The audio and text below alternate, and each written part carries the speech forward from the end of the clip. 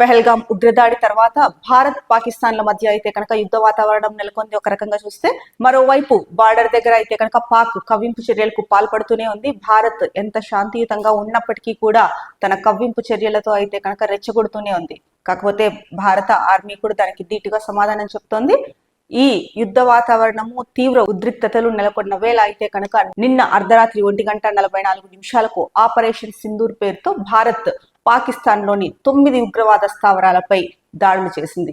ముఖ్యంగా ఈ దాడుల్లో పాకిస్తాన్ సైనిక స్థావరాలకి కానీ అక్కడ పౌరులకు కానీ ఎవ్వరికి ఎటువంటి ఇబ్బంది కలగకుండా కేవలం ఉగ్రవాద స్థావరాలే టార్గెట్ గా ఈ ఆపరేషన్ సింధూర్ అయితే కనుక చేపట్టింది. ముఖ్యంగా ఈ దాడి అయితే కనుక భారత ఆర్మీ, ఎయిర్ ఫోర్స్, నేవీ బలగాలు 3 కలిసి సంయుక్తంగా నిర్వహించాయి. ఇక మిస్సైళ్లతో ఉగ్రవాద స్థావరాలు ఏదైతే లక్ష్యంగా పెట్టుకున్నారో దానిపైన మాత్రమే విరుచుకుపడ్డారు, కానీ ఎక్కడ ఎవరికి కూడా ఇబ్బంది కలగకుండా ఈ ఆపరేషన్ అయితే కనుక విజయవంతంగా పూర్తి చేశారు.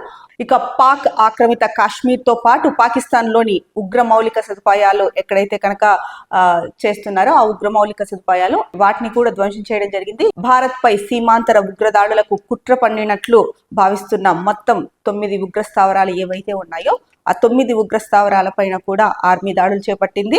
ఇక పూర్తి ఖచ్చితత్వంతో, పూర్తి ఇన్ఫర్మేషన్ తో మనం చూస్తూ ఉన్నాం. పెహల్గాం దాడి తర్వాత భారత ప్రభుత్వం అయితే కనుక ప్రతి విషయాన్ని కూడా నిశితంగా పరిశీలిస్తూ ఒక పక్కా ప్రణాళికతో వెళ్ళాలని అయితే కనుక ఆలోచనలో ఉంది. ఆ పక్కా ప్రణాళికతో వెళ్లే ఆలోచనలోనే నిన్న ఆపరేషన్ సింధూర్ అయితే కనుక జరిగిందని చెప్పొచ్చు. ఇక ప్రధానంగా భారతదేశం దాడులు జరిపిన 9 ఉగ్రవాద స్థావరాలను చూస్తే కనుక భవల్పూర్ లో ఉన్న మర్కజ్ సుబాన్ అల్లా, ఇక ముర్కజ్ తైబా మురిద్ కే సజ్జల్ తెహ్రా కలాన్, మెహమూనా జోయా సియాల్కోట్, మర్కజ్ అహ్లే హదీస్ బర్నాలా, మర్కజ్ అబ్బాస్ కోట్లీ, మస్కర్ రహీల్ షాహీద్ కోట్లీ, షావాయి నల్లా క్యాంప్ ముజఫరాబాద్, ఇక చివరిది సయ్యద్నా బిలాల్ క్యాంప్ ముజఫరాబాద్. ముఖ్యంగా ఈ 9 ఉగ్ర స్థావరాల పైన అయితే కనుక భారత ప్రభుత్వం త్రివిధ దళాలతో కలిసి సంయుక్తంగా దాడులు నిర్వహించడం జరిగింది. ఇక మనం చూస్తే కనుక ప్లేసెస్ కూడా ఇచ్చారు. ఇక్కడ ఇండియా, పాకిస్తాన్ ఉంది. ముఖ్యంగా Indian air strike locations in Pakistan operation Sindoor కి సంబంధించి ఆ ప్లేసెస్ ఇచ్చారు. ఇందాక మనం చెప్పుకున్నట్టు బహవల్పూర్, మురిడ్కే, చాక్ అమ్రూజ్, సియాల్కోట్, భీంబేర్, గుల్పూర్, కోట్లీ, ఇక ముజఫరాబాద్ లో అయితే కనుక 2 స్థావరాల పైన ఇక్కడ 2 డాట్స్ ఇచ్చారు ముజఫరాబాద్ గురించి. ముజఫరాబాద్ లోని 2 ఉగ్ర స్థావరాల పైన అయితే కనుక దాడులు జరపడం జరిగింది. ఇక మొత్తానికి ఈ 9 ఉగ్ర స్థావరాల పైన జరిపిన మెరుపు దాడుల్లో అయితే కనుక దాదాపు 80 మంది ఉగ్రవాదులు మృతి చెందారు అని చెప్పేసి వార్తలు అయితే వస్తున్నాయి, కానీ దీన్ని ఇంకా అధికారికంగా అయితే కనుక ప్రకటించలేదు. ఈ రోజు ఉదయం 10 గంటలకు ప్రకటించే అవకాశం ఉంది. వివరాలు మొత్తం ఈ ఆపరేషన్ సింధూర్ కి సంబంధించిన వివరాలన్నీ కూడా ఈ రోజు ఉదయం 10 గంటలకి ప్రకటించే అవకాశం ఉంది అని చెప్పి కూడా ప్రధానంగా చెప్పారు. ఇక ఆపరేషన్ సింధూర్ పైన అయితే కనుక పలువురు కేంద్ర మంత్రులు, అలాగే రాష్ట్ర ముఖ్యమంత్రులు, రాష్ట్ర మంత్రులు, చాలా మంది ప్రముఖులు, రాజకీయవేత్తలు, విశ్లేషకులు చాలా మంది హర్షం వ్యక్తం చేస్తున్నారు. ముఖ్యంగా భారత్ మాతాకి జై అని చెప్తూ ఎక్స్ లో అయితే కనుక పోస్టులు పెట్టడం జరుగుతోంది. ఇక పెహల్గాం దాడికి బాధ్యులను జవాబుదారీగా ఉంచేందుకు కూడా భారత ప్రభుత్వం కట్టుబడి ఉందని చెప్పేసి కేంద్ర ప్రభుత్వం వెల్లడించింది. ఇక దాడులకు సంబంధించిన పూర్తి వివరాలను త్వరలో వెల్లడిస్తామని రక్షణ శాఖ ప్రకటించింది. అదే ఇవాళ ఉదయం 10 గంటలకు ప్రకటించే అవకాశం ఉందని చెప్పేసి కొన్ని వార్తా కథనాల్లో అయితే కనుక వచ్చింది. ఇక ముఖ్యంగా భారత ప్రభుత్వం ప్రకటన అనంతరం ఇండియన్ ఆర్మీ కూడా స్పందించింది. న్యాయం జరిగింది అని చెప్పేసి ఎక్స్ లో అయితే కనుక పోస్ట్ చేసింది. ఇక ఆపరేషన్ సింధూర్ లో భాగంగా ఉగ్ర స్థావరాలపై జరిగిన దాడులకు సంబంధించిన వీడియోలు అయితే కనుక సోషల్ మీడియాలో వైరల్ గా మారాయి అని కూడా చెప్తున్నారు. ఇక ఆపరేషన్ సింధూర్ ఇలా ఉంటే మరోవైపు భారత్ లోని శ్రీనగర్, జమ్మూ, అమృత్సర్, ధర్మశాల, లేహ్ విమానాశ్రయాలను అయితే కనుక భారత్ మూసేసినట్లు సమాచారం అయితే కనుక తెలుస్తోంది. ఇక మరోవైపు సరిహద్దులోని పూంచ్, రాజౌరి సెక్టార్లలో పాక్ సైన్యం కాల్పులైతే ప్రారంభించింది. దీంతో భారత సైన్యం గట్టిగా తిప్పుకొడుతోంది.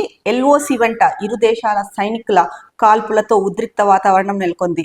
దాడులు జరిగిన ప్రాంతాల్లో మురిడ్కే టెర్రరిస్టు గ్రూప్ లష్కరే తోయిబాకు హెడ్ క్వార్టర్స్ గా ఉంది. ఇక పంజాబ్ ప్రావిన్స్ లోని భావల్పూర్ లో మసూద్ అజాద్ నేతృత్వంలోని జైషే మహమ్మద్ స్థావరం ఉంది. ఇక భారతదేశం చేసిన దాడులతో అయితే కనుక పాకిస్తాన్ ఒక్కసారిగా అప్రమత్తమైంది. ఇక లాహోర్ సియాల్కోట్లోని ఎయిర్పోర్ట్లను 48 గంటల పాటు మూసేసింది. భారత్ ప్రతీకార దాడులు చేపట్టిన అనంతరం భారత భద్రతా సలహాదారు అజిత్ డోబాల్ అమెరికా భద్రతా సలహాదారు మార్కో రూబియోతో మాట్లాడారు. దాడుల సమాచారాన్ని ఆయనకు వివరించారు. ఇక దాడుల అనంతరం భారత ఎయిర్ డిఫెన్స్ వ్యవస్థలు కూడా అప్రమత్తమయ్యాయి. పాక్ నుంచి ఎలాంటి ప్రతిస్పందన ఎదురైనా సరే నిలువరించేందుకు సరిహద్దుల వెంట ఎయిర్ డిఫెన్స్ వ్యవస్థలు మోహరించాయి. ఇక ఈరోజు ఉదయం 10:30 అయితే కనుక పాక్ ప్రధాని షరీఫ్ అక్కడ జాతీయ భద్రతా కమిటీతో అయితే కనుక సమావేశం కానున్నారని చెప్పి కూడా మనకు తెలుస్తోంది. ముఖ్యంగా పాక్ ఉగ్రస్థావరాలపై భారత్ చేపట్టిన దాడులపైన అయితే కనుక అమెరికా అధ్యక్షుడు ట్రంప్ స్పందించారు. సో ఈ ఉద్రిక్తతలు త్వరగా సమసిపోవాలి అని చెప్పేసి ట్రంప్ అయితే కనుక చెప్పడం జరిగింది. ఇక ముఖ్యంగా చూసుకుంటే ఆపరేషన్ సింధూర్ ని ప్రత్యక్షంగా ప్రధాని నరేంద్ర మోడీ గారు అయితే కనుక పర్యవేక్షించారు.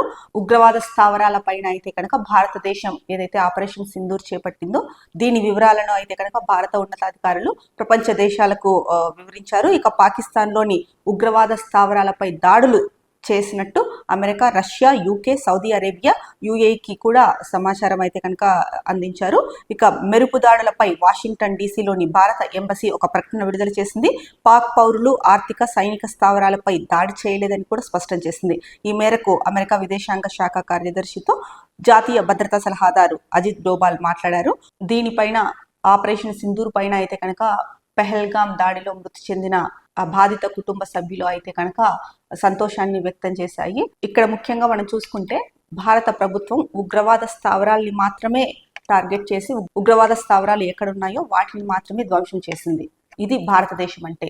సామాన్య పౌరులకు కానీ అక్కడ పాక్ సైనికులకు కానీ ఎవ్వరికి ఏ ఇబ్బంది కలగకుండా కేవలం ఉగ్రస్థావరాలనే లక్ష్యంగా చేసుకొని ఈ దాడులు అయితే కనుక చేయడం జరిగింది. ఇప్పటికైనా కూడా పాకిస్తాన్ ప్రభుత్వము భారతదేశాన్ని అర్థం చేసుకోగలిగితే కనుక చాలా మంచిది. ఎందుకంటే కనుక ఇప్పుడు భారతదేశం చేయాలంటే కనుక ఈ మెరుపు దాడుల్లో ఉగ్ర స్థావరాలనే కాదు, పాకిస్తాన్ సైన్యాన్ని, ఆర్మీ మీద కూడా దాడులు చేయొచ్చు. కానీ ఎందుకు చేయలేదు? భారతదేశం ఎజెండా ఏంటి? ఫస్ట్ ఉగ్రమూలాలని ఏరివేయాలి. ఉగ్రవాదులకి ఎవరైతే కనుక సహాయం చేస్తున్నారో వాళ్ళని ఎవరు ప్రోత్సహిస్తున్నారో వాళ్ళకి కూడా కఠినంగా శిక్షించేలాగా చర్యలు తీసుకోవాలన్నది భారత ఉద్దేశం. ఈ నేపథ్యంలోనే ఉగ్రస్థావరాలపైనే దాడులు చేశారు. కానీ ఎవ్వరికి ఎక్కడ ఒక్క పౌరుడికి కూడా ఏమీ అవ్వకోకుండా ఎవరి మీద కూడా ఎటువంటి అంటే ఈవెన్ పాకిస్తాన్ ఆర్మీ ఎంత రెచ్చగొడుతున్నా కూడా పాక్ ఆర్మీకి కూడా ఎటువంటి ఇబ్బంది లేకోకుండా కేవలం ఉగ్రస్థావరాలని మాత్రమే ధ్వంసం చేశారంటే ఇప్పటికైనా మీరు కళ్ళు తెరిచి ఒకసారి ఈ జరిగిందంతా చూసి, లేదా వార్తల్లో వస్తుంటుంది చూసి కళ్ళు తెరిచి ప్రవర్తించండి. పైపెచ్చు ఇక్కడ ఏంటంటే మనం ఇలా చెప్పుకుంటున్నాము, అక్కడ పాక్ ప్రధాని షహబాజ్ షరీఫ్ అయితే కనుక భారతదేశం ఉగ్రస్థావరాలపై చేసిన దాడులను అయితే కనుక ఆయన ధృవీకరించడంతో పాటు మేము కూడా సమయం చూసుకొని దాడి చేస్తాము అన్న వేలో అయితే కనుక ఆయన మాట్లాడారు. ఇప్పటికీ కూడా పాకిస్తాన్ ప్రభుత్వానికి బుద్ధి రాలేదు అంటే కనుక ఇంకా ఏమనాలి? ఇప్పటికీ సమయం మించిపోలేదు. భారత ప్రభుత్వం ఎంత శాంతియుతంగా ఉండాలి, ఎంత ధర్మబద్ధంగా ఉండాలి అని చూస్తుందో ఈ సంఘటనని బట్టి అయినా కూడా ఇప్పటికే గతంలో చాలా సార్లు మీరు చేసిన వాటికి భారత్ మిమ్మల్ని శిక్షించినప్పటికీ కూడా ధర్మబద్ధంగా మిమ్మల్ని చాలా వరకు వదిలేసింది. ఎందుకంటే మీరు చేస్తున్న దానికి పాక్లోని అమాయక ప్రజలు ఇబ్బంది పడకూడదు, వాళ్ళు ఇది అవ్వకూడదు అని చెప్పేసి. కానీ పాకిస్తాన్లోని ప్రజల పట్ల, పౌరుల పట్ల వాళ్ళకి ప్రేమ ఉందో లేదో తెలియదు. కానీ పాకిస్తాన్ తీసుకునే చర్యల వల్ల అయితే కనుక పాక్ పౌరులు ఇబ్బందులు ఎదుర్కొంటున్నారు. మరి ఉగ్రవాదాన్ని పెంచి పోషిస్తున్న పాకిస్తాన్ ఇప్పటికైనా ఉగ్రవాదుల్ని బయటకు తోలేస్తే కనుక వాళ్ళకే చాలా మంచిది. ఆ మూలాలని ఎక్కడే కానీ లేకోకుండా ఏరి పారేయాల్సిన అవసరం ఉంది. కానీ ఇక్కడ పాక్ ప్రధాని వ్యాఖ్యలు చూస్తుంటే కనుక అది జరుగుతుంది అన్నట్టయితే కనుక కనిపించట్లేదు, ఇంకా రెచ్చగొడుతున్నట్లు అనిపిస్తోంది అనమాట. ఎందుకంటే కనుక పాకిస్తాన్ పాక్ ప్రధాని ఆ మాటలు మాట్లాడారు అంటే కనుక అంటే మేము కూడా త్వరలోనే ప్రతీకార దాడి తీర్చుకుంటామని. అసలు దీనికి ఫస్ట్ బీజం వేసింది ఎవరు? ఉగ్రవాదుల్ని పెంచి పోషించింది ఎవరు? పాకిస్తాన్. ఆశ్రయం కల్పిస్తున్నది ఎవరు? పాకిస్తాన్. అంతా మీ వైపు తప్పు పెట్టుకొని ఎంతో శాంతియుతంగా చర్చల ద్వారా పోనీలే అనుకుంటూ వస్తున్న భారతదేశాన్ని మీరు ఎంత చేసినా కూడా భారతదేశం అమాయక ప్రజల్ని చూసి అయినా కూడా వదిలేస్తుంది, కఠినమైన చర్యలకు వెళ్ళదు. ఎందుకంటే భారత్ చాలా ధర్మబద్ధంగా శాంతియుతంగా ప్రవర్తిస్తుంది అన్న విషయం మీకు కూడా తెలుసు. ఇదిలోనే మీరు ఇన్ని రోజులు ఉండిపోయారు. కానీ పహల్గామ్ దాడి జరిగిన తర్వాత మీరు అనుకున్నట్టు కాకుండా పూర్తిగా సీన్ అయితే కనుక మారిపోయింది. ఇక ఇప్పటికైనా సరే మించిపోయింది లేదు. ఇక పాక్ ప్రధానికి వాళ్ళ అన్న నవాజ్ షరీఫ్ కూడా చెప్పారు, భారత్ దాడి చేస్తే కనుక తట్టుకోలేరు, మీరు శాంతియుత చర్చలకే వెళ్ళండి, వద్దు ప్రతీకార చర్యలకు వెళ్ళొద్దు. భారతదేశం ఆపరేషన్ సింధూర్తో అయితే కనుక ఏదైతే ఉగ్రవాద స్థావరాలను ధ్వంసం చేసిందో దీనిపైన పాకిస్తాన్ ఏ విధంగా ప్రతీకార దాడులకు దిగుతుందో మనం చెప్పలేం. కాబట్టి ఇప్పటికే భారత ఆర్మీ అలాగే నేవీ, ఎయిర్ ఫోర్స్ వీళ్ళందరూ కూడా సిద్ధంగా ఉన్నారు. ఎప్పుడు ఎలాంటి సంఘటన ఎదురైనా సరే దాన్ని ఎదుర్కొనేందుకు అయితే కనుక రెడీగా ఉన్నామని చెప్పేసి అందరూ కూడా రెడీగా ఉన్నారు. త్రివిధ దళాలు, భారత ప్రభుత్వం కూడా ఎప్పటికప్పుడు పరిస్థితిని సమీక్షిస్తూ ఉంది. ఇక ముఖ్యంగా చూసుకుంటే కనుక ఇవాళ అన్ని రాష్ట్రాల్లోనూ మాక్ డ్రిల్ నిర్వహించబోతున్నారు. ముఖ్యంగా దాడులు జరిగితే కనుక ప్రజలు వాళ్ళకి వాళ్ళు ఎలా రక్షించుకోవాలి అన్న దానిపైన అయితే కనుక ఇవాళ మాక్ డ్రిల్ నిర్వహిస్తున్నారు.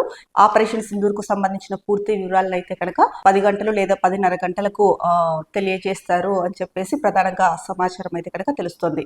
ఏది ఏమైనా కూడా పహల్గామ్ దాడికి ప్రతీకారంగా ఇది కేవలం అంటే శాంపుల్ మాత్రమే అని చెప్పొచ్చు. పాకిస్తాన్ ఇప్పటికైనా తన వంకర బుద్ధిని బయట పెట్టుకోకుండా ఇప్పటికైనా సరే ఇలాంటివన్నీ మానేసి ముఖ్యంగా ఉగ్రవాదుల్ని ఏరిపారేస్తే కనుక ఆ దేశానికే మంచిది, లేదంటే కనుక ఆ దేశం భారీ మూల్యమే చెల్లించుకోవాల్సి వస్తుంది. చూశారు కదా ఆపరేషన్ సింధూర్ వల్ల ఉగ్ర స్థావరాల్ని ఎలా ధ్వంసం చేశారో. ఇప్పటికైనా మీకు కనువిప్పు కలుగుతుంది అనుకుంటున్నాం, కానీ పాక్ ప్రధాని మాటలు వింటే కనుక కనువిప్పు కలగలేదని కూడా అది కూడా స్పష్టమైపోయింది వెంటనే. ఇక పాకిస్తాన్ ఇలాగే చేసుకుంటూ వెళ్తే కనుక మరి ప్రపంచ పటంలో పాకిస్తాన్ పేరు ఉండకపోవచ్చు అని చాలా మంది విశ్లేషకులు అయితే కనుక అభిప్రాయపడుతున్నారు.